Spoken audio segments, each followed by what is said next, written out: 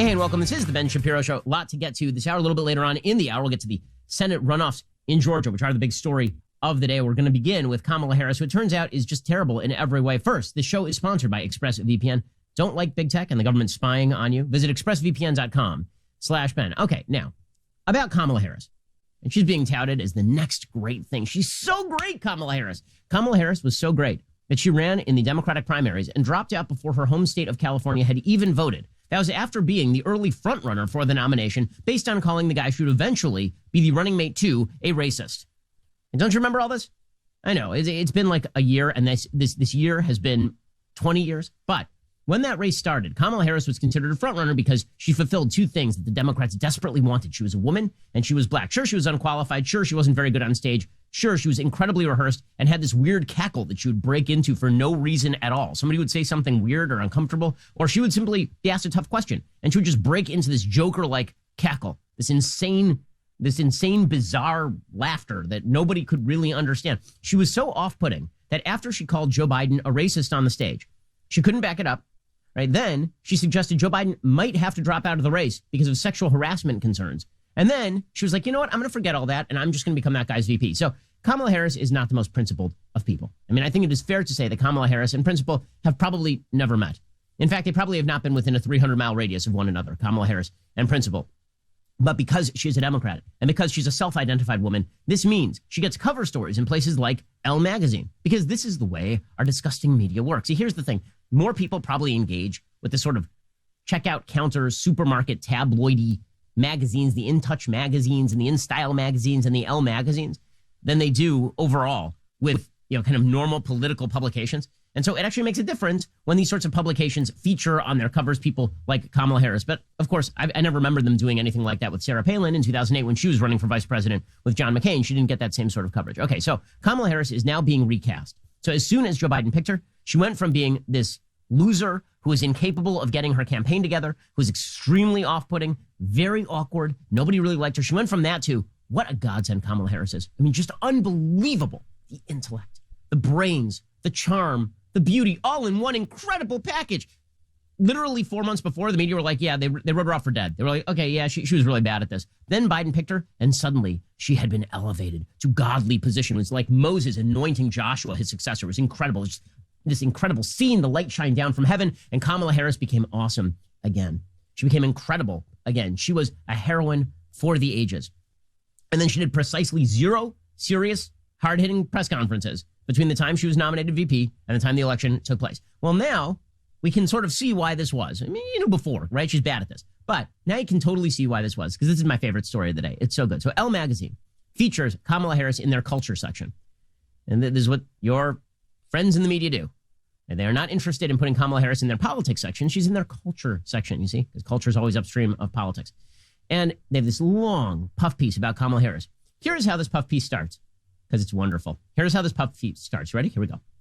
Senator Kamala Harris started her life's work young. She laughs from her gut the way you would with family. Okay, have you ever heard Kamala Harris laugh? No, She laughs from her gut the way you would with family if you were then going to, bomb Gotham City. As she remembers being wheeled through an Oakland, California civil rights march in a stroller with no straps with her parents and her uncle. At some point, she fell from the stroller. Few safety regulations existed for children's equipment back then. And the adults, caught up in the rapture of protest, just kept on marching. By the time they noticed little Kamala was gone and doubled back, she was understandably upset. My mother tells the story about how I'm fussing, Harris says, and she's like, baby, what do you want? What do you need? And I just looked at her and I said, freedom. This is what Kamala Harris says. Okay, so first of all, to start a story that way is the dumbest thing I have ever heard in my entire life. Okay, if your story, your political story begins when you were a toddler who fell out of a stroller, even if that story happened to be true, which it's not, as we will get to in just a moment, that is a weird take. This is like one of those Twitter takes where people are like, my 7-year-old daughter came in the room and she asked me, Mommy, why is the gender wage gap so wide when we've taken so many steps to alleviate the gender wage gap through federal legislation? And I looked at her and I cried. It's one of those Twitter stories. Hey, where I fell out of the stroller and then my mommy looked at me and she said, what do you need? I said, freedom. By the way, in the story, it is spelled F-W-E-E-D-O-M. Freedom. Now, there is one problem with this story, aside from the fact that it is really, really ridiculous. It also happens to be lifted directly from Martin Luther King Jr. So it turns out that plagiarism apparently runs throughout. Like if you get within a certain distance from Joe Biden, the plagiarism is contagious. It's like COVID, except plagiarism. You start sort of plagiarizing things. And this is Elizabeth Warren type stuff. She's just taking other people's personal stories and making them her own. Right? But that's okay, right? It's her truth. Here is an interview from a 1965 Playboy with Martin Luther King by Alex Haley, right? The guy who wrote Roots. Hey, you ready for this? Here it is. I will never forget a moment in Birmingham when a white policeman accosted a little Negro girl, 7 or 8 years old, who was walking in a demonstration with her mother. What do you want? The policeman asked her gruffly. And the little girl looked him straight in the eye and answered, freedom. She couldn't even pronounce it, but she knew. It was beautiful. So Kamala Harris, maybe it's the same girl. Maybe it was Kamala Harris. That little girl was me, says Kamala Harris. Maybe it was Kamala Harris. Or maybe politicians are the worst sort of skunks, and they lie to you continually, and they are ridiculous. And when the media act credulous with regard to Democrats, but absolutely critical with regard to Republicans, they undercut themselves. When the media print interviews like the one that Elle did with Kamala Harris, but by the way, I'm sure Kamala Harris has told that story a million times. I'm sure that she trotted it out over and people today were saying, well, did she think she was going to get away with it? Well, yeah. Why wouldn't she? Seriously, why wouldn't she? It took until now for anybody to fact check her story.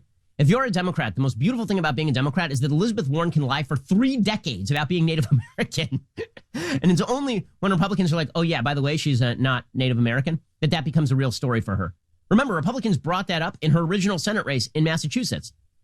And the media were like, you can't say that about Elizabeth Warren. She has high cheekbones. So if you're a Democrat, of course, the incentive is for you to make up the most dramatic possible stories in which you're a 4-year-old and you're telling cops that you need freedom. Absolutely insane and ridiculous. But I think it puts us in mind of where we stand in politics. And again, don't seek higher values in your politicians. You're not going to find them there. By the way, check out Matt Walsh's show today. He's going to give his take on that story. He'll also be discussing white musicians who declined Grammy nominations because they're white. And also Busy Phillips is this actress, I guess. And she posted about her non-binary 12-year-old child. Weird how many members of the Hollywood community who are very, very warm toward a particular ideology have children who then fit particularly squarely within this ideology. Strange. Okay, so that is your Kamala Harris starter for the morning. That's just the appetizer, gang. Pretty solid stuff. More on that in a moment. First, let's talk about your sleep quality. So I'm a pretty unique dude, right? And you're unique too. We're all unique. And this is why you need a mattress designed specifically for you, the way I have a mattress designed specifically for me. Helix Sleep makes the magic happen. They've built a quiz. It takes 2 minutes to complete. They use the answers to match your body type and sleep preferences to the perfect mattress for you. If you like a mattress that's really soft or firm, if you sleep on your side, your back, stomach, if you sleep really hot with Helix, there's a specific mattress for each and everybody's unique taste, like moi. Just go to helixsleep.com/Shapiro. They will match you to a mattress that'll give you the best sleep of your life. I sleep on a Helix mattress. In Georgia, there are 2 separate Republican seats that are up in Georgia. Right now, the Senate is split 50-48 in favor of Republicans. If Democrats were to win both of those seats, it would be split 50-50. And Kamala Harris, a little girl who knew freedom, would be then the person who decides all the votes in the Senate. So that means that these races are extraordinarily important.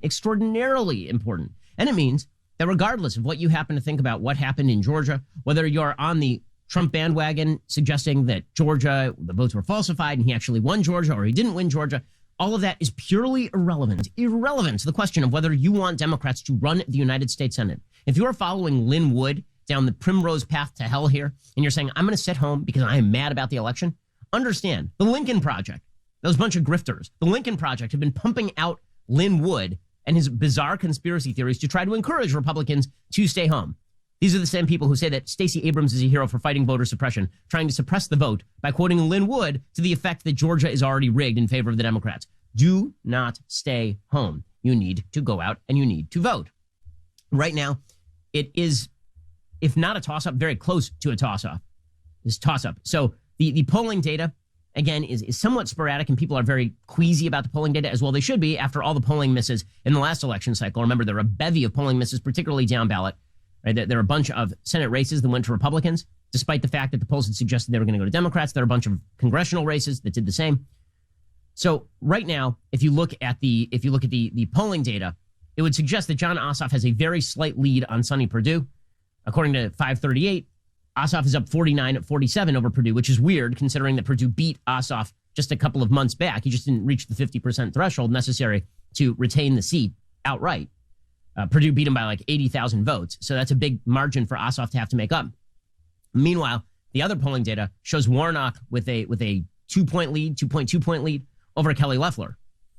Right now, the markets seem to be hedging on this. The markets are very uncertain where all of this is going, especially considering the fact that if the Democrats were to take the Senate, they would immediately shift into high tax gear. They would move into high tax mode, high regulation mode. The market is starting to sell off as of this morning, looking at the possibility of a Democratic Senate. Nate Silver says that the Democrats have to be favored in probably both races by slightly, like a little bit at this point, which means that if you're a Republican, you cannot afford to stay home. Do not stay home. The data tends to show that the early voting tends toward the Democrats. It trends toward Democrats, and then day of, it trends toward Republicans. There's been a lot of early voting. Now, there's a theory out there put forward by Eric Erickson, who's a radio host down in Georgia.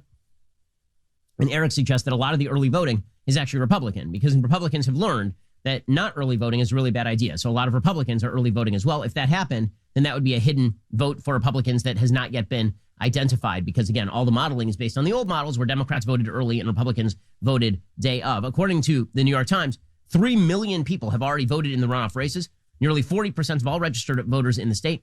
That total surpasses the 2.1 million ballots cast in the state's last Senate runoff election. That happened in 2008. The early voting data suggests the races are very competitive. Some indications Democrats had a bigger share of the early voting electorate than they did in the general election, raising hopes for a party that has traditionally been the underdog in runoff races. The general supposition was that Republicans were going to have the advantage here because Trump had driven out Democratic turnout.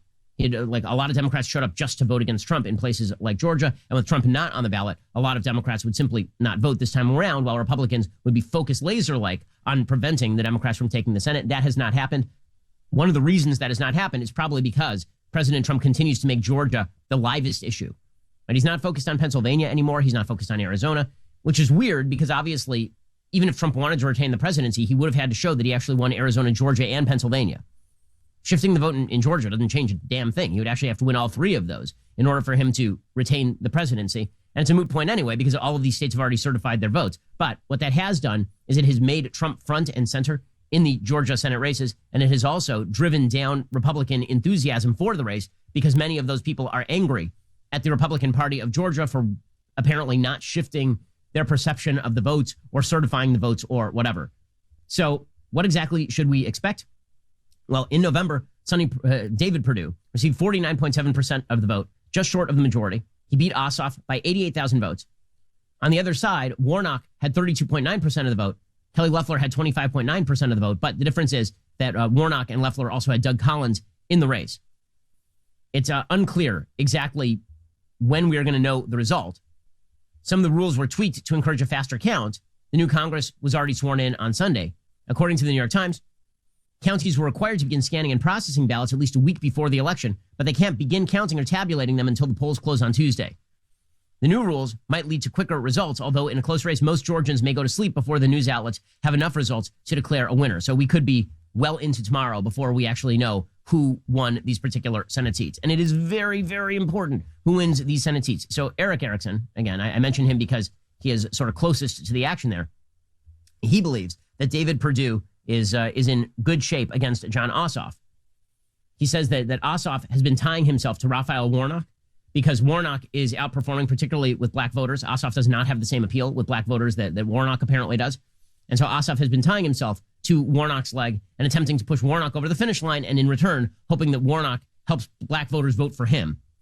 According to Erickson, he says, quote, Ossoff can't save himself. Maybe he can help Warnock.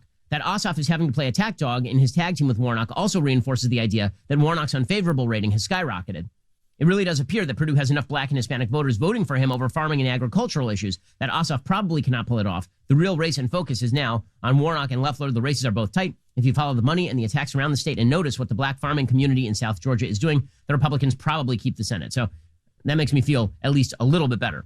We'll get to more on that topic in just one moment. First, let's talk about your investment strategy. Investors seeking steady cash flow, ready to diversify? NRIA has grown to be one of the nation's leading specialists and offers 10% annualized monthly payouts with bonuses targeted at 18 to 21%.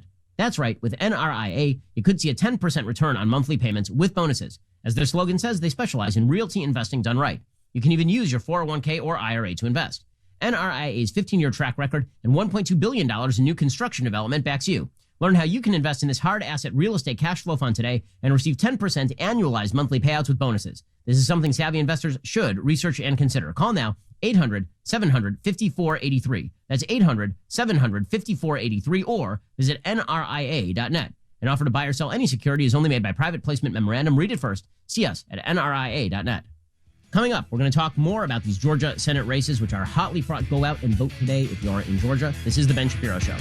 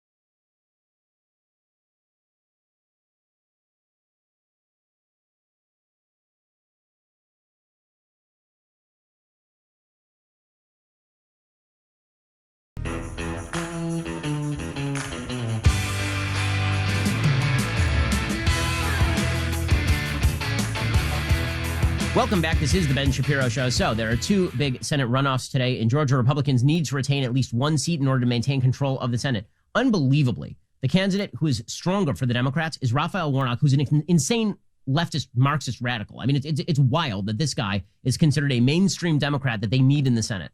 Raphael Warnock is a disaster, and I think it's worth playing some of Raphael Warnock's greatest hits here.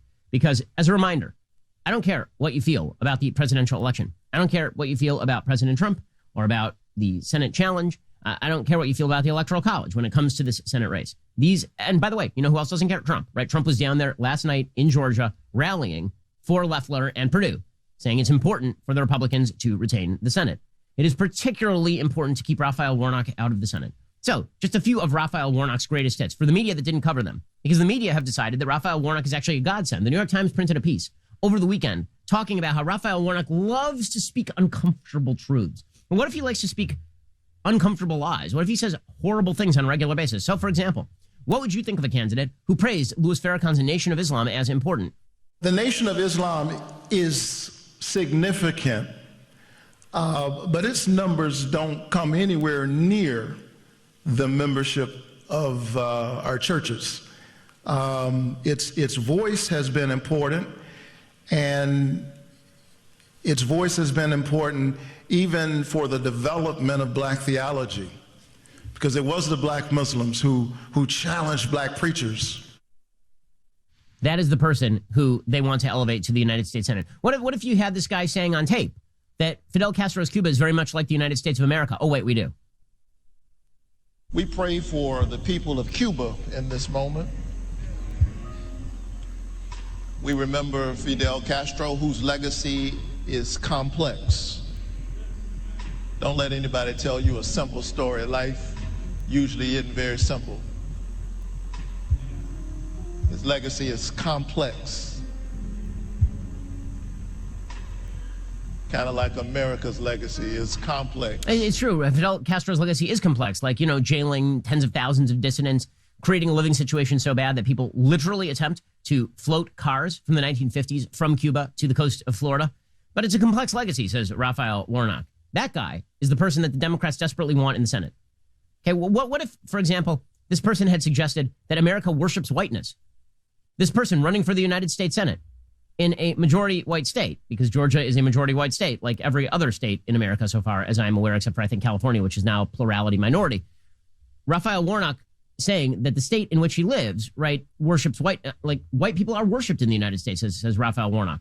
Interesting take from a person the Democrats desperately want in the Senate. And if it is true that a man who has dominated the news and poisoned the discussion for months needs to repent, then it is doubly true that a nation that can produce such a man and make his vitriol go viral needs to repent. No matter what happens next month, more than a third of the nation that would go along with this is reason to be afraid.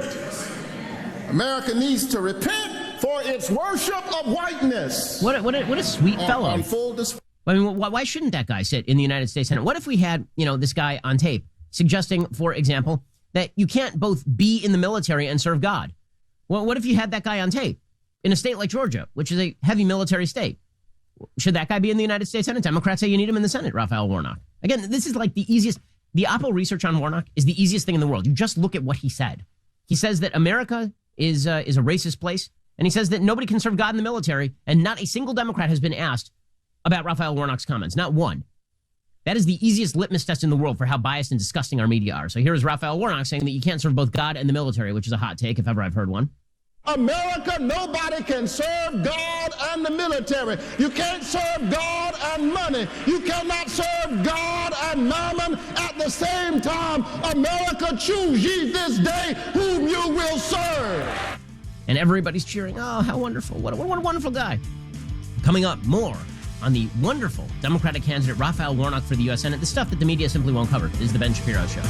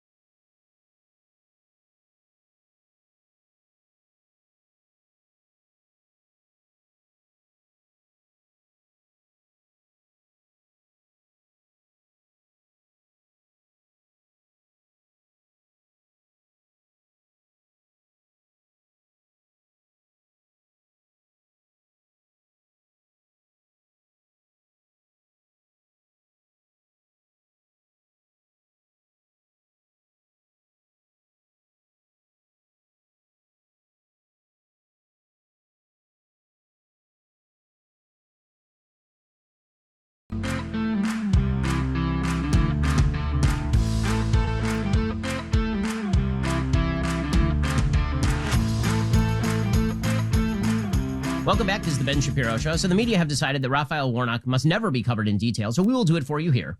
Okay, a few more greatest hits from Raphael Warnock, since apparently the media don't care about any of these.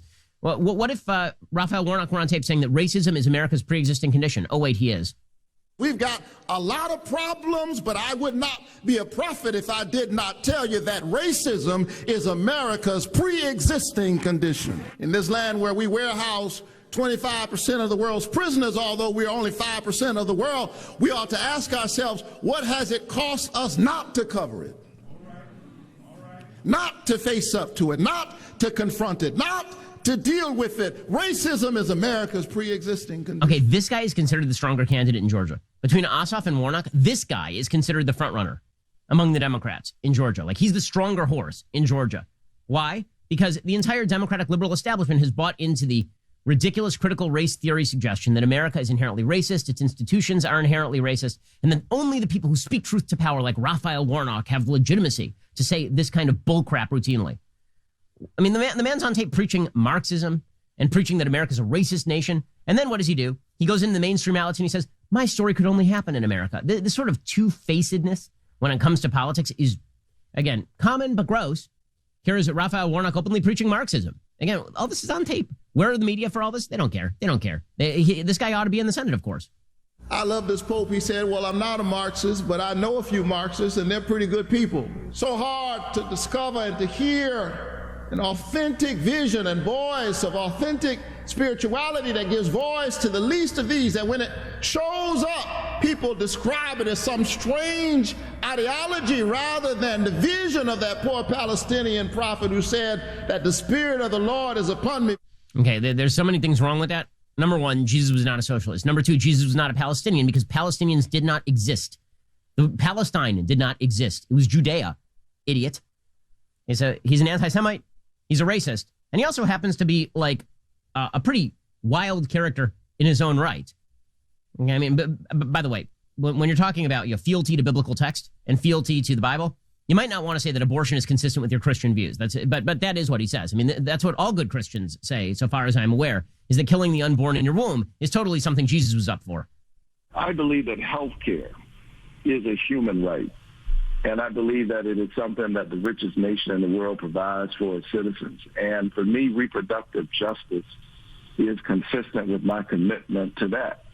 I believe unequivocally in a woman's right to choose, and that the decision is something that we don't want government engaged in. I've been focused on women's health, women's choice, and reproductive justice. That is consistent with my view as a Christian minister. Oh, well, if it's consistent with his view, I mean, not consistent with the Bible, but if it's consistent with his view, then of course we should take it very seriously. As far as him on a personal level, it now turns out, according to Jim Garrity over at National Review, that Raphael Warnock has had some trouble paying his taxes and fees in Fulton County, Georgia. 4 times in 6 years, Warnock, as CEO of Ebenezer Baptist Church, had tax liens imposed against him for failing to pay for trash collection and recycling. The Fulton County Tax Commissioner collects fees for trash collection and recycling on behalf of the city of Atlanta. For those wondering if the church would be considered exempt, no, the church is not considered exempt. So he makes about $250,000 a year, by the way, leading that congregation, but he couldn't pay the trash fees. He's a delight.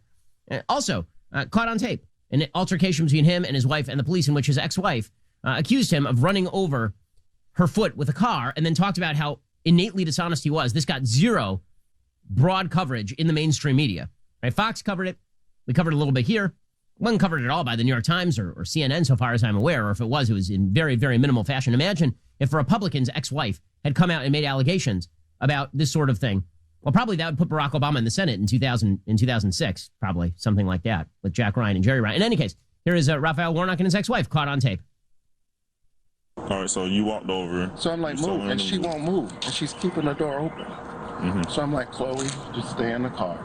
And I move, and I close my car door, get in the car, and I start to move slightly, thinking she's here.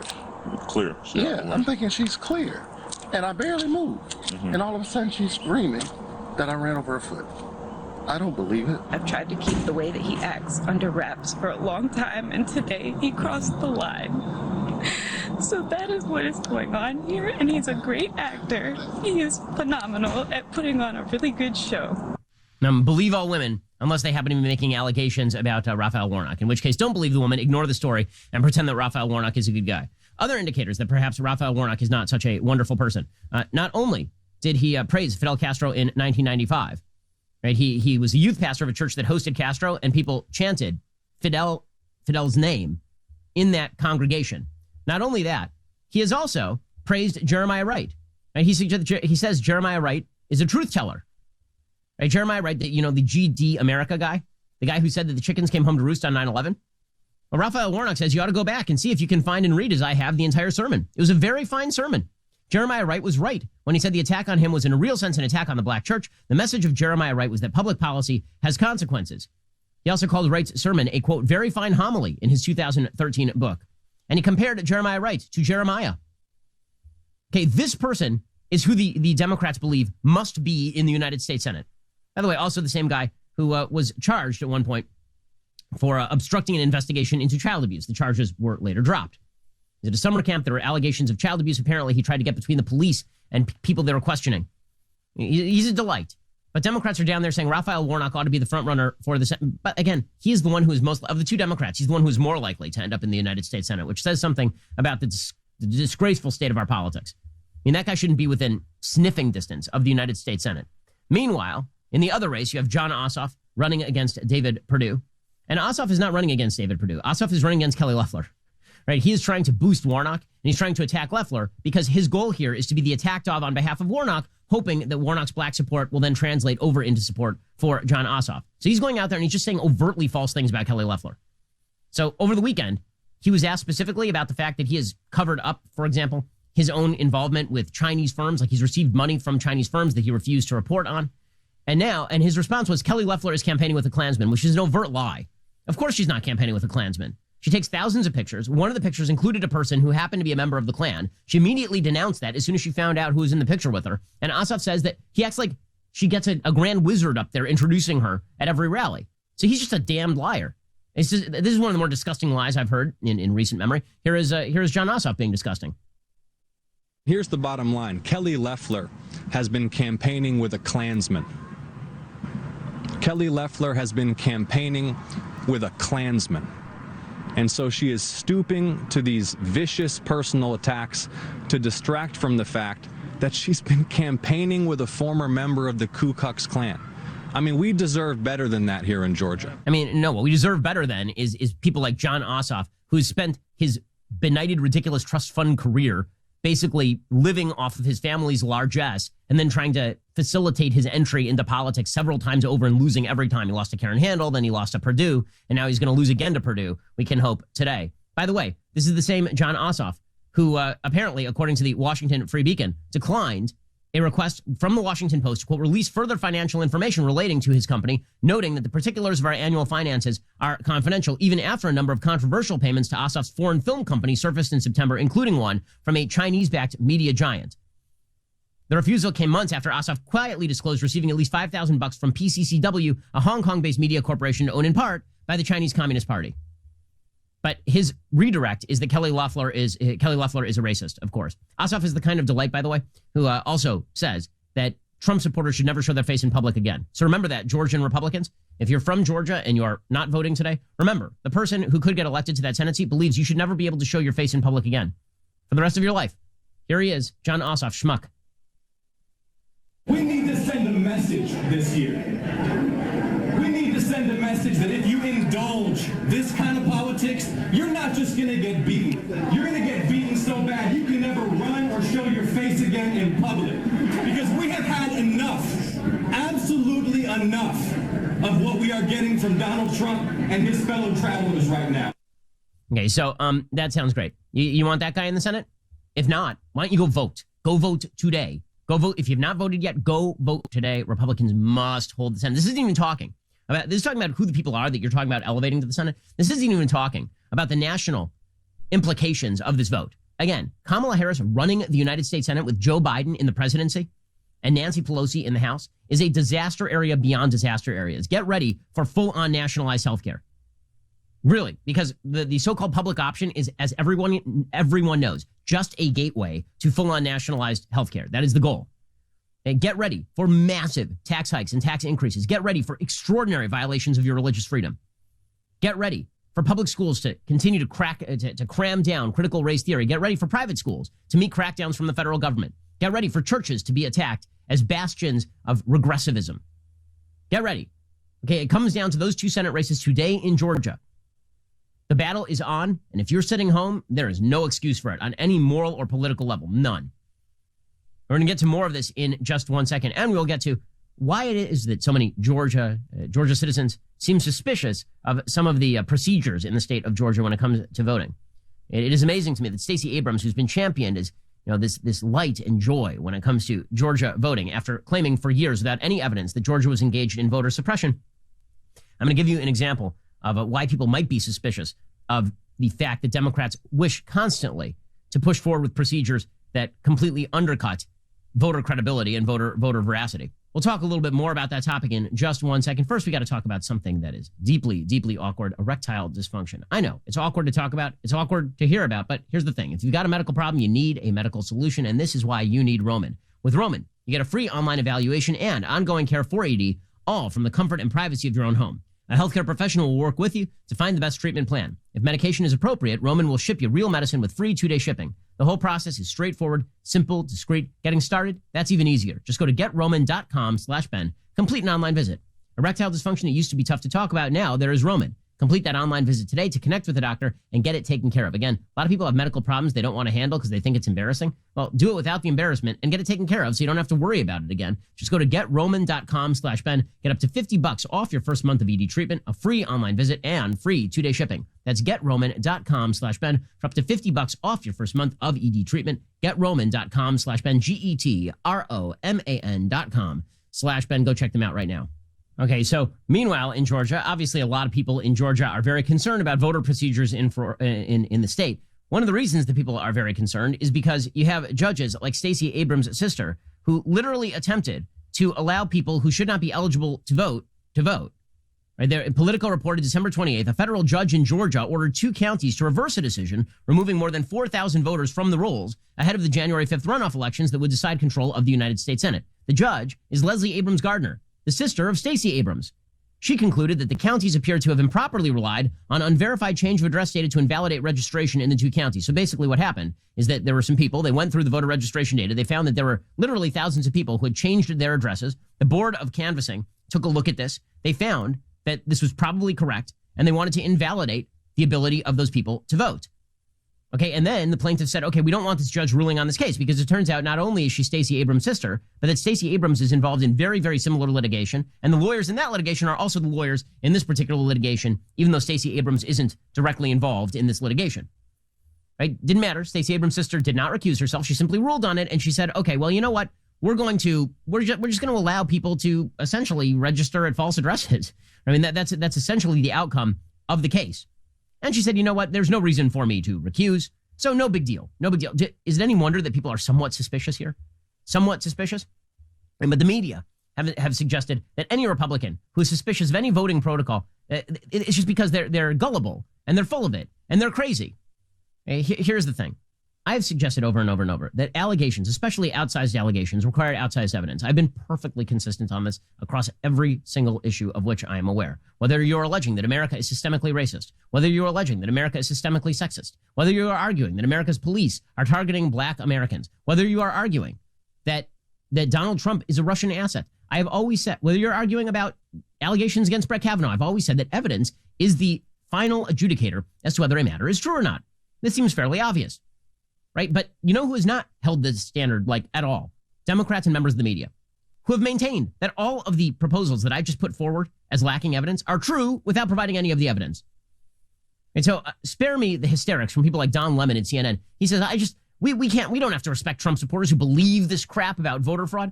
Why? You at CNN believe Stacey Abrams crap about voter suppression in a race she lost by 50,000 votes. So why exactly, who are you to be sneering, in other words? And here's Don Lemon on CNN doing the sneering because, again, these are your objective news media. And so stop saying that we must respect Trump supporters who believe bullshit because it is bullshit. that you have been feeding them. The president and you have been feeding them the BS, and now that they believe it, all of a sudden, again, another self-fulfilling prophecy and feedback loop. Now, with that said, I do think that it is worthwhile noting here that many of the allegations that have been specifically made in Georgia have been, in fact, thoroughly debunked. Gabriel Sterling, who is the elections official in Georgia, did a very long press conference yesterday in which he went through these allegations in detail. And if you care about facts, you should actually listen to what Gabriel Sterling has to say. There is no shredding of ballots going on. That's not real. It's not happening. No one is changing parts or pieces out of Dominion voting machines. That's not a real, I don't even know what that means. It's not a real thing. All the Senate election challenge stuff that is slated for tomorrow, it's going to go nowhere.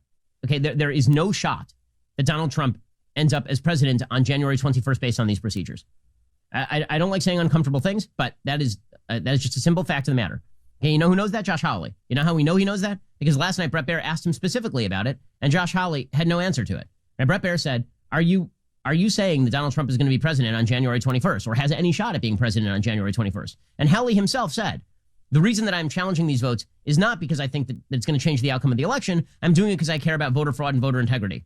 Okay, I also care about voter fraud and voter integrity, which is why we should redo the laws in a lot of these states. Universal mail-in balloting is a disaster area. It should be redone.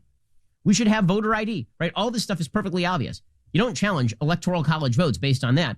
Coming up, we're going to talk about COVID vaccine distribution. There are certain obvious things that can be done, but naturally the media are focused on how bad Ron DeSantis is in Florida and how wonderful Andrew Cuomo is in New York. Precisely the opposite is true, as per our usual arrangement. This is the Ben Shapiro Show.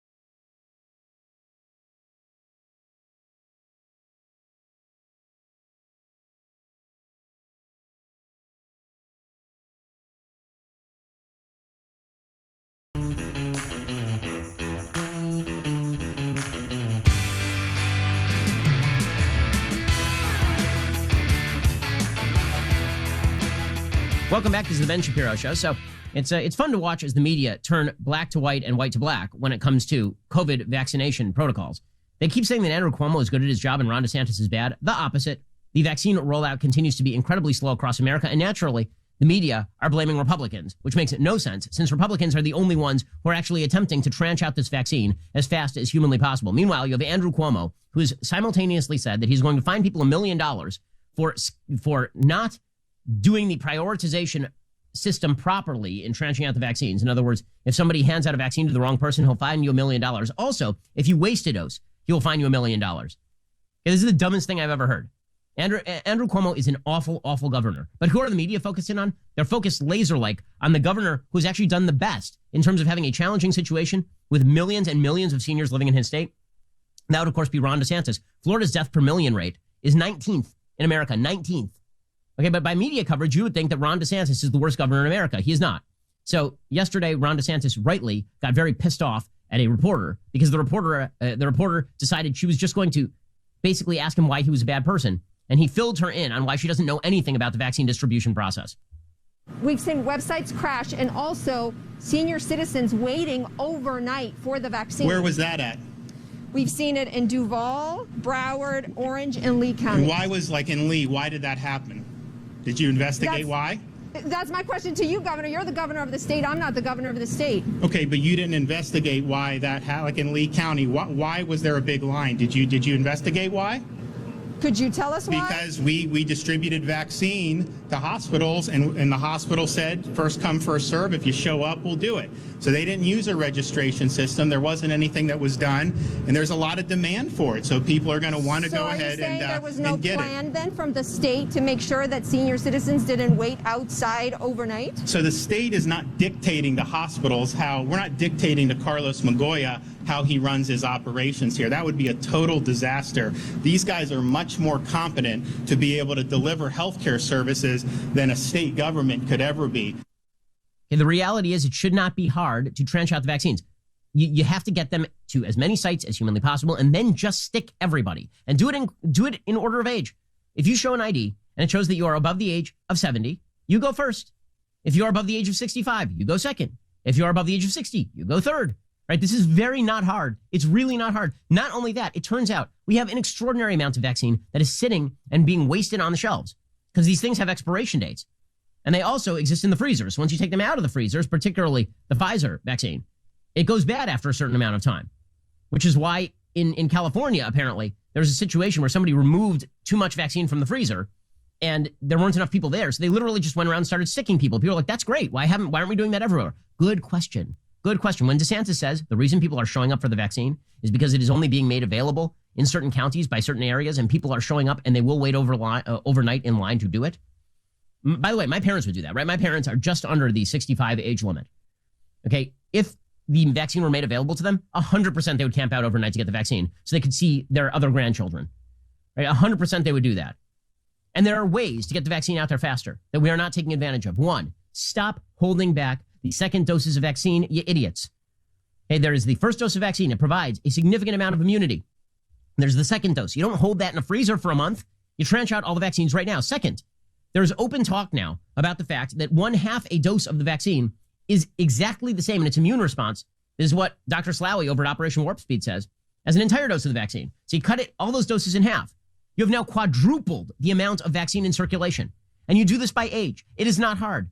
It is unbelievable that we have not trenched out more vaccine at this point. It's simply incredible that we have not done that at this point. So, guys, get on your horses. If you would like the vaccine to be trenched out so we can all get back to something resembling normal life, and stop with all the FDA, CDC garbage, and get the vaccine out the door as fast as possible to the oldest people possible, and then move on down the chain. This is The Ben Shapiro Show.